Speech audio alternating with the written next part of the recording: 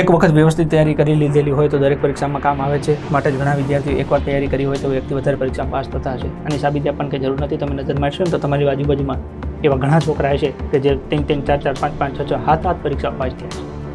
કેમ? તો કે એક વખત આખો અભ્યાસક્રમ તૈયાર કરી લીધો છે. જે પરીક્ષા આવે અભ્યાસક્રમ તો એનો એ જ છે, એને આવડે છે એટલે પાસ થઈ જાય છે. પહેલાં એ કોન્સ્ટેબલ બન્યો હોય, પછી તલાટી બન્યો હોય, પછી ક્લાર્કમાં ગયો હોય, પછી PSIમાં ગયો હોય, પછી DYSના મામલતદારમાં ગયો હોય. તો આવી રીતના એકને એક છોકરું મલ્ટિપલ એક્ઝામ ક્રેક કરે. રીઝન તો કે એની તૈયારી જે છે એની આ 11 જે વિષયો હતા એ 11 વિષય વ્યવસ્થિત તૈયાર કરી નાખ્યા છે. હવે ગમે એ પરીક્ષામાં 11 ની બહારનું તો કાંઈ પૂછાવાનું નથી અને 11 એને આવડે છે. બરાબર. PSIની પરીક્ષામાં જાય તો રિઝનિંગ 48 માર્કનું પૂછી નાખે, એને આવડે છે, એને કંઈ વાંધો નથી.